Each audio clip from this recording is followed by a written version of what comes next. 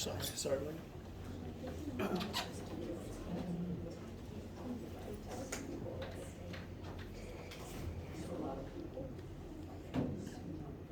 Good morning, everyone. Morning.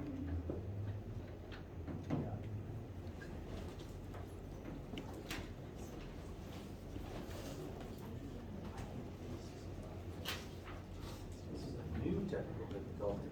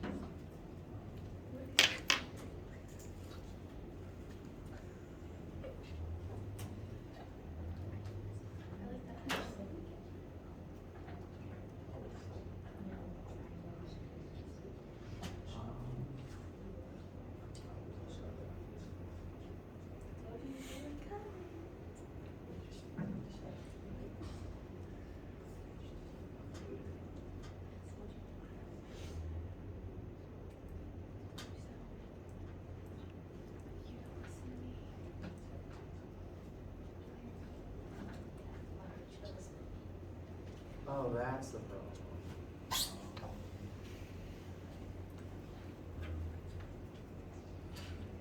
Pardon me for the technical difficulties. My laptop is finally going to get fixed over the weekend, which means I will have less of those from now on, hopefully, as long as I don't drop it again. How you doing? Pretty good. All right, good to hear. Good How to you see. doing? Hmm? How you doing?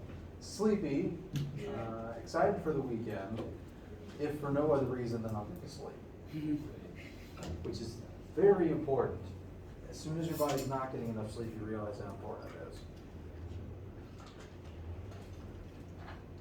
The puppy insists on getting up pretty much at 7 a.m. sharp, no matter when I went to bed. So, kind of weird to make my entire schedule operate around the dog, but I mean, same thing with human children, I guess. All right, today is Friday, February 4th. Today in lecture, we're going to continue with chapter 2. We've been talking about different types of forces. Going to continue looking at how friction and normal force relate to each other today. We're going to start talking about how all types of force have the potential to do work, the physics definition of work. I've mentioned that currently on Achieve, the homework assignment for the chapter 2 homework and quiz, the due date on them still says due Monday the 7th. I am definitely going to be changing that, because chapter 2 is quite a bit longer than I originally anticipated, just with how long I want to focus on each of the individual little things in it. So at minimum, I'm going to change that due date to Wednesday the 9th at the earliest. I'm probably considering actually pushing it back even further. I'd rather make it due too late than too early. So that date will be changing. Whatever it says right now, it definitely won't be due Monday night. In terms of announcements, that's pretty much it for the time being. Questions about anything?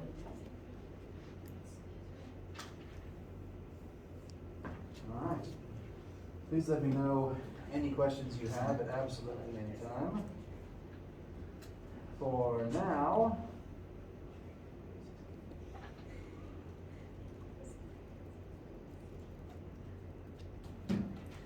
last time we talked about all of the types of force listed here briefly.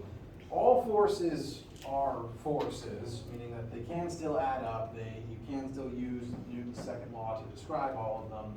It's just a question of where does the individual force come from, because some of the individual ones have their own unique quirks and formulas to help us find them in the first place. We've been dealing with gravity for a while, talked about tension a bit, dealt with it in lab, and last time we introduced normal force and friction, or at least you've dealt with them before, but we've named and put some numbers to normal force and friction. They're both still forces, so they're both still measured in newtons. So no new variable, it's still the same type of thing.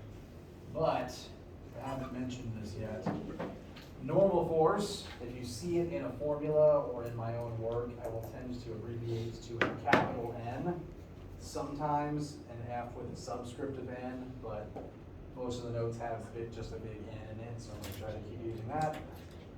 Whereas the force of friction is usually abbreviated to F with a subscript of F.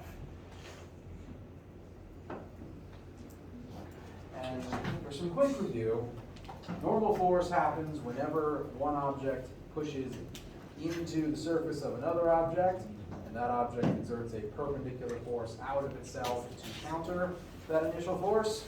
And friction exists to stop motion. Friction, whenever two objects are touching and one of them attempts to slide across the other, friction will come into play to try to stop that motion. What's important about that definition is that whatever direction the motion is in, friction will always point in the opposite direction. If you slide something to the left, friction points to the right, because it very specifically wants things to not be moving. Normal force contributes to friction because if there's more normal force, then two objects are pressing harder into each other, and when that's happening, the surfaces lock in and have a harder time sliding across one another. We are now going to describe that relationship mathematically. So, here is our first friction formula.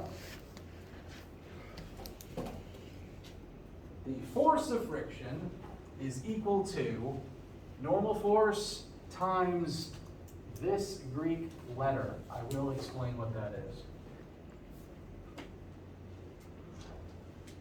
But let's just start at the beginning of the formula. We mentioned that the force of friction is related to normal force. Whenever two objects are touching, there will be a normal force between them. And if they attempt to move across each other, there will be a force of friction between them. And the harder they press into each other, the more friction there is. We can see that relationship in the formula. If N gets bigger, so will force of friction. They're directly correlated in this formula. So that part matches what we've observed already, what we've talked about already. The Greek letter there is the part of this you've probably not seen or heard of before. That symbol, if you haven't used it before, is a lowercase Greek mu. Sometimes it's called mu. Now, which one you use is just a matter of preference. I grew up on Pokemon, so I call it mu. It's a Greek letter, and lowercase mu, and depending on who's writing it, sometimes it looks like a cursive M, sometimes it looks like a U with an extra leg on the front. Just depends on someone's handwriting. I'm under the impression it's functionally the capital Greek. The capital version is just the Greek M, kind of like how nu is the Greek N, as far as I'm aware. I haven't studied Greek. And what it represents in this formula, the physics concept that it represents, is the coefficient of friction. Now, we've mentioned when two surfaces are pressing firmly into each other, there will be more friction. Blanket rule across the board.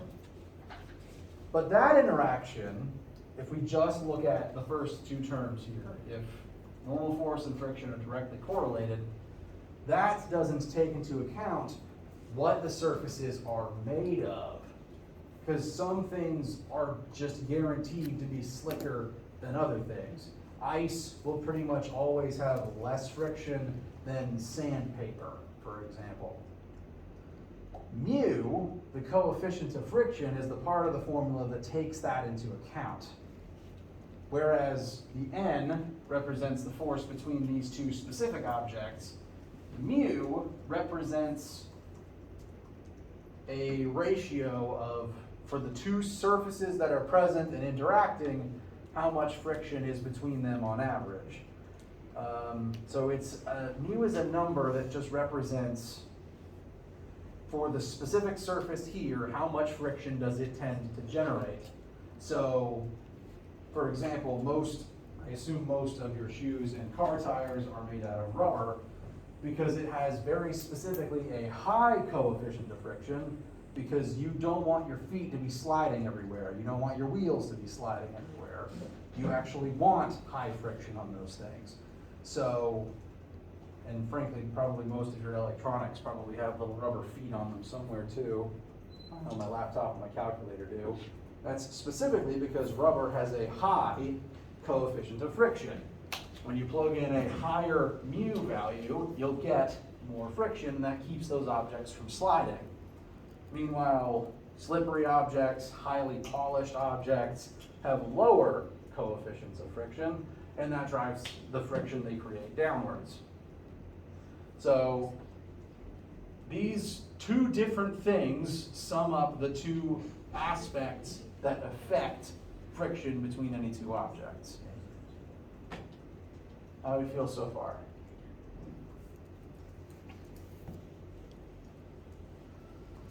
Okay.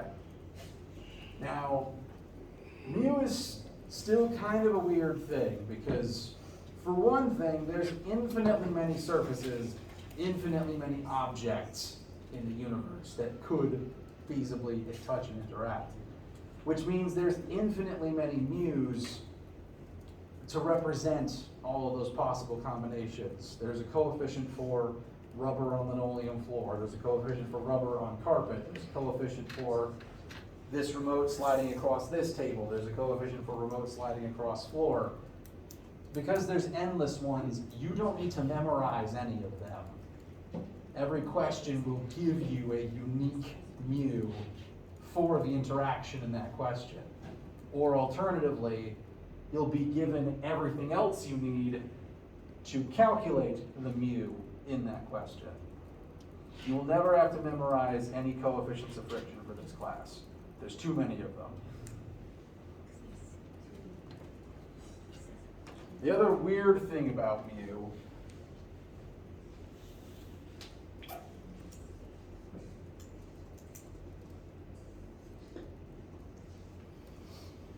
copying the formula down here. Friction is a force, which means it's already measured in newtons.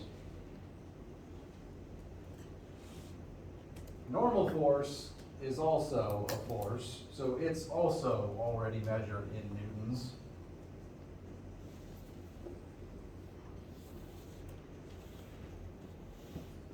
So what would the unit for mu possibly be? Because we've already got newtons equals newtons. If we multiply this side by any other unit, suddenly it doesn't equal newtons anymore. Turns out mu doesn't have a unit. It is a, as it says on the slide, a unitless number. It's one of the few things in here that will never ever have a unit attached. The reason for this is, if we were to say use this formula to calculate mu, because you might be given a physics question where you're told this is the force of friction, this is the normal force between the two objects, what is the coefficient between these two objects? Well, you could divide both sides by normal force, get friction over normal force equals mu. That means you're dividing newtons by newtons and the unit cancels and mu just doesn't have one as a result. So it's a unitless number. You never have to write anything like newtons or meters after it. And it's always a positive number between 0 and 1. So mu can have a range of values from 0 up to 1. It will always be a small number between those two things. If you calculate a mu and you get an answer of 920, you did something wrong. Small, positive, unitless number between 0 and 1. In real life, it's never actually zero because we can't escape friction. Anytime two things touch, there's going to be friction. You can barely even escape it in space because the vacuum of space isn't a true vacuum. There is dust particles everywhere that over time slow you down. So we can't escape it. It will never actually be zero. So 0.000 repeating 1, 2, 1. How do we feel about this information thus far? All right, let's look at an example and see how this affects some of the things we look at in the real world.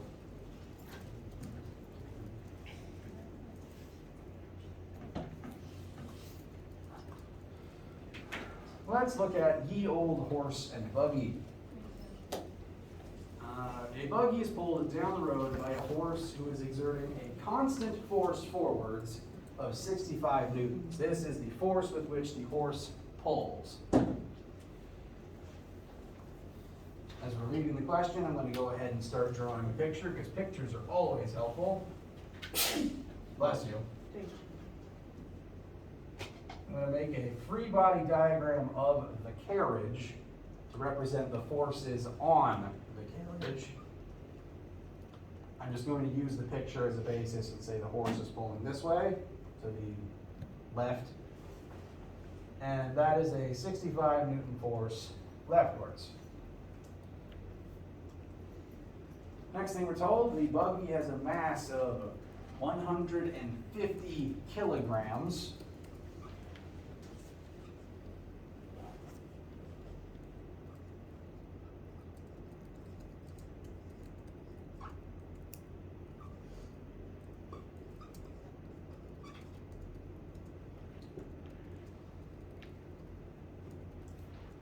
And we don't actually know the buggy's velocity yet, if it even becomes relevant, but we do know that the buggy is rolling forwards at constant velocity.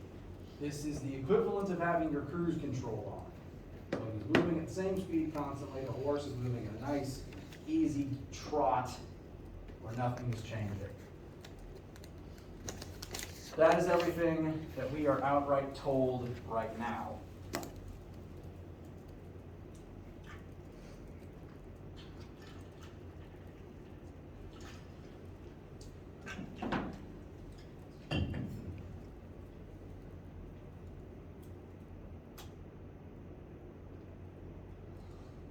So, first question, conceptual one.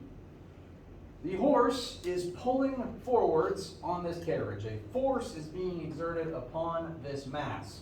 According to Newton's second law, when you exert a force on a mass, what should happen? It should accelerate. But we were already told this buggy's moving at a constant velocity. So why is this buggy not accelerating? Sorry? Is that a constant pace? The horse is moving at a constant pace, yes. It's exerting force. It is pulling the buggy forward, but the buggy and the horse are moving at a constant velocity. Again, this is like having your cruise control on.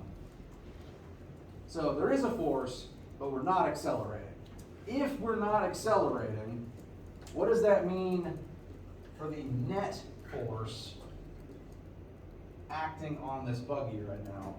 We know one force acting on this buggy, but if we're not accelerating, what's the net force on this buggy?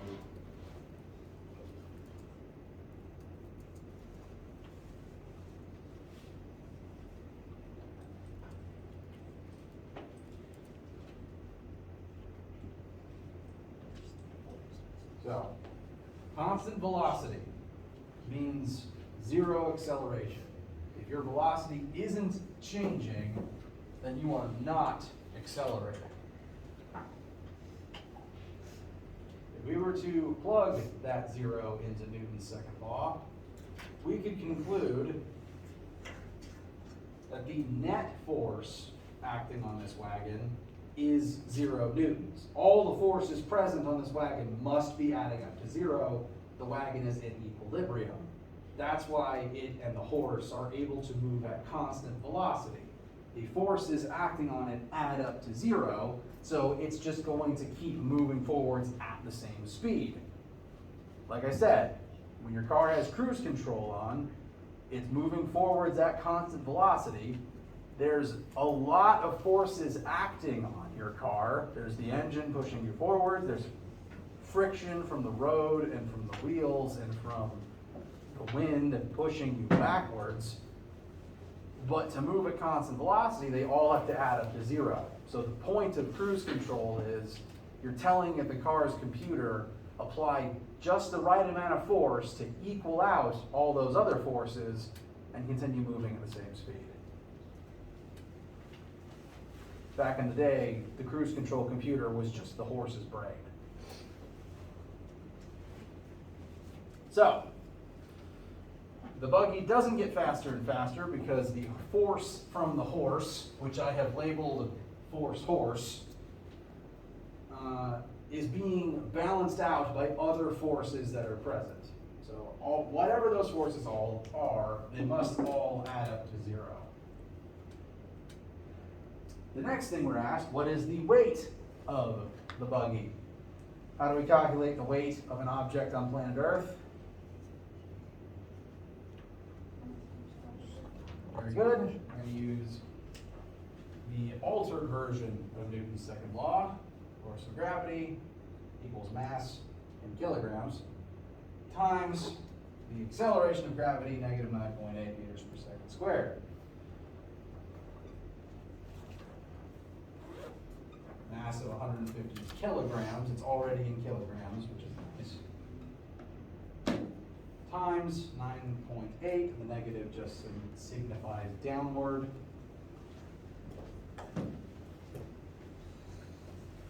And that should be 14 something. 14.7.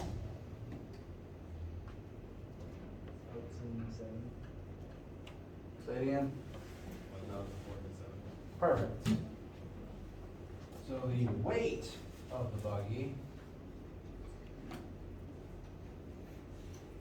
is 1,470 newtons downward. Does anyone disagree? Okay. That's another force that we can go ahead and put on our diagram.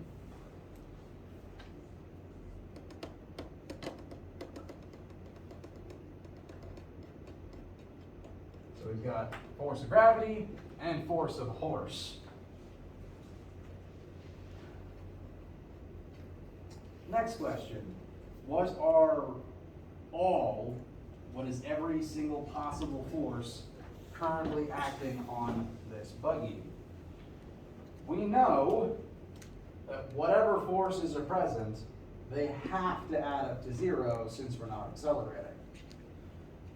Do the two that we've already listed add up to 0? No. We have a forward force and a downward force. These would add up to falling down and forwards at the same time, and that's not what's happening. So there must be some other forces present that would add up with these two to make them 0. The easiest of the two to identify, not a trick question, why is the buggy not falling down through the ground right now?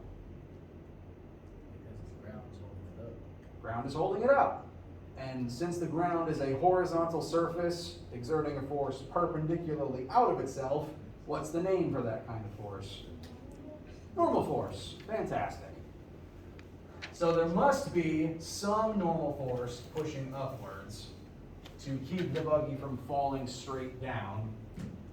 And I'm going to go ahead and inform you, normal force and gravity are the only two vertical forces present in this scenario. There's nothing pushing upwards and there's nothing else pushing downwards, which means these two things must add up to 0. As long as you're on flat ground and you're not accelerating up or down, generally you can assume normal force upwards will be equal to gravity downwards. But that's only on a flat horizontal surface where you are not falling through it, basically. There are cases where normal force and gravity are not equal and opposite. So if you want to write this big caveat in your notebook, normal force tends to be equal and opposite the force of gravity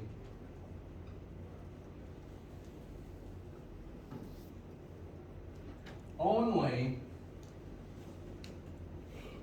on flat horizontal surfaces.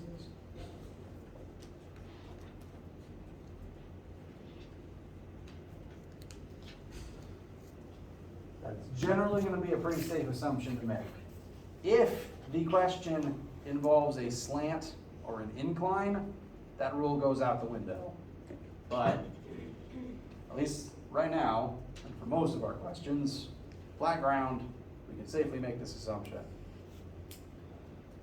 But even without assuming, we can prove this mathematically. We know that the net force equals 0. So net force in the y-axis, specifically looking at just the y forces present, because you can't add x and y, we have to do each one separately. There is a 2 y-axis forces. I should be consistent, this is just n. The 2 y-axis forces are n up and g down. They must add up to 0. So n minus 1470, because the 1470 does point down, we do have to make a negative, equals 0. Therefore, normal force should be positive 1470 upwards. So we can prove it mathematically, and you can safely assume this as long as you're on a flat horizontal surface and you're not accelerating up or down. So that's one more force present that we've worked out. So that's the y-axis balanced. We have sufficiently explained why the buggy is not accelerating up or down in this whole process. But we're still currently imbalanced in the x-axis. There's a force forwards. We're not accelerating forwards. There has to be something balancing it out. What is the most likely candidate that would be opposing the motion of this buggy? Friction. Very good. As with all things, if you are moving across a surface, wheels on a gravel road count, the object being moved across will exert friction on the object doing the moving. And since the buggy's moving this way, the road would exert a force of friction in the opposite direction, which is the opposite direction from the horse's force as well. So, whatever the force of friction is, it conveniently must be opposite to that of the horse. Now, first instinct, if you had to put a number on the force of friction right now, what would that number be? 65. We know that the force forwards and the force backwards have to even out for the net force to be 0, because that's the only way to move at constant velocity. We can still go through the motions and prove this algebraically first, though. Looking at just the x-axis forces this time, we've determined that there's horse force forwards and friction backwards that must add up to 0.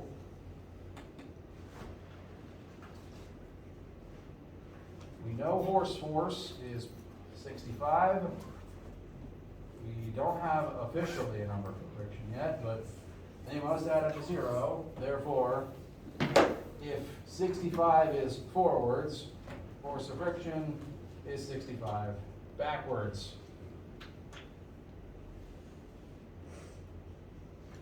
So for everything to be balanced, if these are the only 4 forces present, then these must be their values. And with that, with all 4 of them discovered and labeled and numbered, they all add up to 0, and we can coast at constant velocity. Your car does all this math every time you turn on cruise control. Planes too. So if, in general, whenever you or a vehicle or some object is moving forwards at constant velocity, something has to be pushing it forwards with a force equal to friction in order to actually maintain constant velocity. If you want to speed up, you have to overpower friction and exert more force than it. If you slow down, you exert less force than friction, and friction will eventually bring you to a stop. Yes? That is a great question. Air resistance is technically a form of friction, and technically it would also be here slowing things down. Because the math for air resistance is a gigantic pain and involves things like calculating air density and the surface area of the object and what parts of that object actually have the air striking it. It's a giant pain in order to calculate really a minuscule amount of force on a wagon moving at low speed. So for the sake of this class and for the sanity of you guys and myself, frankly, we're going to ignore all air resistance calculations because it's not worth it right now. It would be like trying to factor in the gravity from the moon when calculating the weight of an object on Earth. Technically, the moon's gravity does make me lighter when the moon is overhead, but not by enough to realistically matter, or that's worth calculating. The ocean does move, and that motion is very important.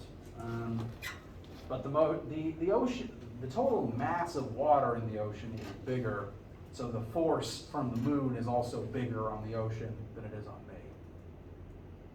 Because the mass of the object does affect how much other things gravity affects it. I might have used too complicated an example.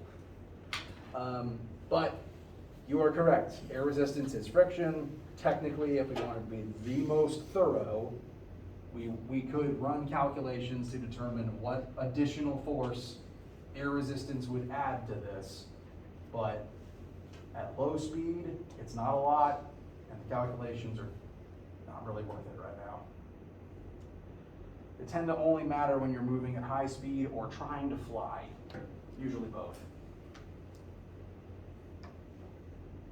Does that address the question? Okay. How do you feel? Okay. Thus far, identifying forces on objects, drawing a diagram, balancing them out, very important. Now, we're going to take what we have just learned about friction and apply it to the last part of this question. What is the coefficient of friction between the buggy and the road? I'll do this part over here because I'm running out of board. We know normal force and friction, and we've been asked to find mu. Thus far, we only have one formula that involves any of those things. So I'm going to go ahead and copy down FF equals N times mu. So, force of friction we have found to be 65 newtons. Normal force we have found to be 1,470 newtons. Mu is our last unknown. We should divide both sides by 1470, and that should create ultimately a mu that is very, very, very small.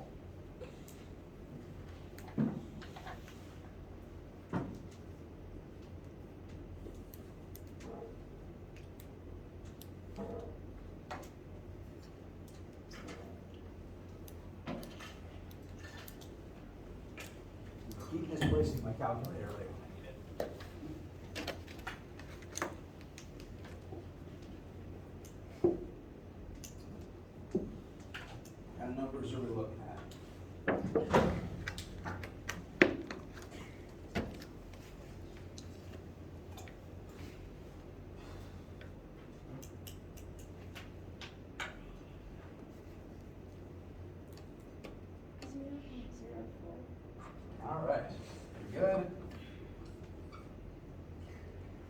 this is not a rule, but as just a habit of mine, if the number is less than 1, I try to include a few digits beyond the first non-zero number, just to improve my accuracy.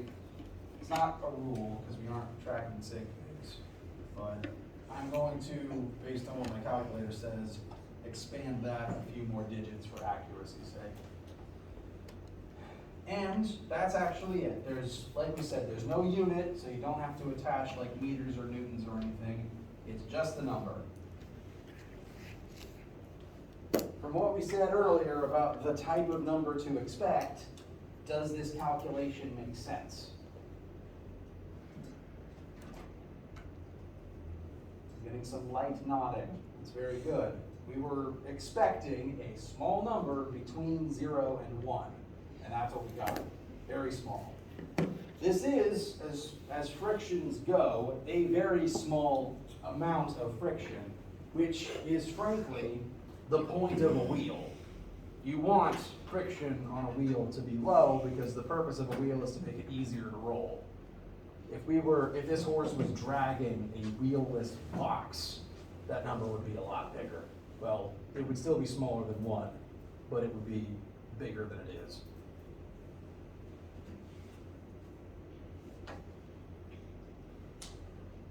And so this represents specifically the coefficient of this buggy's wheels on this gravel road. Every different interaction has a different one, which again is why you'll never have to memorize them. How do we feel? Okay. Questions, concerns, opinions, etc.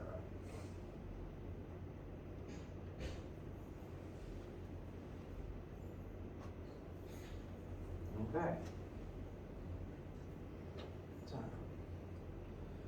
All right, we got about 10 minutes left in lecture, so I want to introduce the next concept, which will be important for lab next week. We've been talking about forces. This is a good culmination of various forces affecting an object and a couple specific in and outs about friction. The next thing to know about forces is why we use them. You push or pull something because you want it to move, and in terms of physics definitions,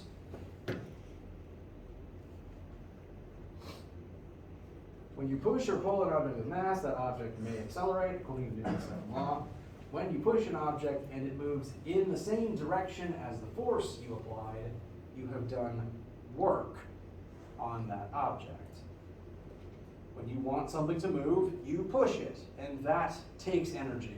There's only so much of that task one person can do in one day. And when you use a force to move an object, you've accomplished your task. You have done work. This is the physics definition of work.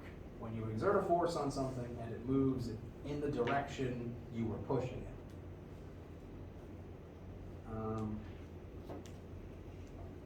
So actually, if your parent or guardian asks you if you've done your work for today, technically speaking, if you just pick up a pencil and move it across your paper, yes, you've done work.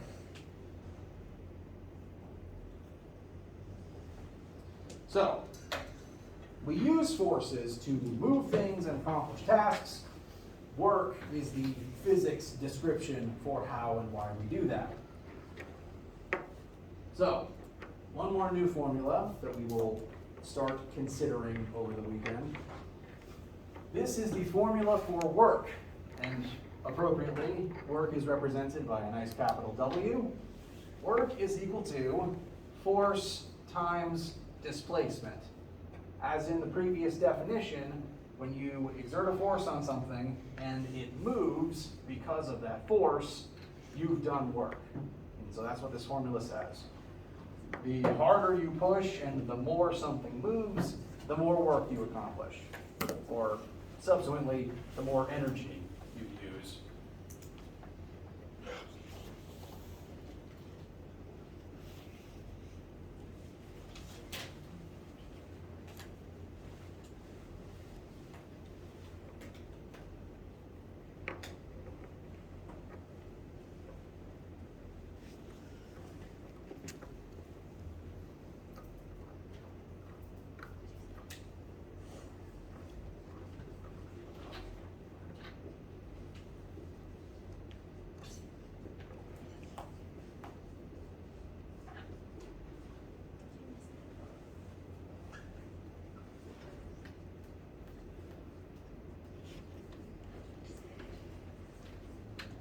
So, exert a force on something, you make it move, you have done work. Work is technically a new variable for us, so I want to take a second to define it and the unit we measure it in. Work is measured in units of joules, and that is named after a French physicist named Joule. It is not named after shiny rocks like diamonds. Joules. So if you were to work this question, find work, your unit on that answer would be in joules, just abbreviated to a capital J. And joules is the metric unit of energy. When you do work, you use up energy. And the amount of work you accomplished at least partially represents the energy you burned accomplishing that particular task. So when you do work, you use up energy. You do enough work, you get tired, you need a nap, you need some food. The more forces you exert, the more things you move in a day, the more of that energy you burnt up and the more you have to replenish. This is why work makes you tired, quite literally. Now, at least I'm not really familiar with a common imperial unit of energy. Actually, no, I am. I take that back. A more common unit of energy that you might be more familiar with, at least in terms of things we commonly use in America, is calories. Calorie is a unit of energy, just like joules, and some chemists and biologists will use calories as it relates to heat and metabolic energy. It's really the same calories when you look on a food package and you see how much calories is in this particular thing. That's the amount of energy stored within that piece of food. And when you eat that food, you now have that energy which you can use to do work. So, joules is energy. We're going to stick with joules. Some sciences do use calories. If you ever take a chemistry class, that'll probably come up. But for this class, it'll mostly be joules. So, work is the energy that you put into a task. The more force you exert and the further you move something, the more energy that takes. This is why you get more tired when you lift heavier things. Okay. There's one quick part of this formula I want to point at briefly before I let you go. I don't want to keep you on Friday. I have not addressed these two parallel lines yet. That is an important part of the formula. That is not a typo. This formula technically reads work equals force parallel times displacement. As it says right here, the force must be parallel to the direction of motion. For me to do work on an object, if I push the object to the left and it moves to the left, I am the one accomplishing that task. I am contributing to the process. But if I push something to the left and it slides towards you guys, I'm not the one doing that. Something else is doing that, which means I'm not contributing anything. I have technically accomplished nothing. So, as we start doing examples with this one, the parallel will become very important. The displacement and the force need to be in the same axis. And next time, on Monday, and in lab next week, we will start looking at various ways in which work can be done, and how friction can actually do work too. Questions? All right. Be working on your homework. As a reminder, it is not due Monday night, but still work on it anyway. And have a wonderful weekend.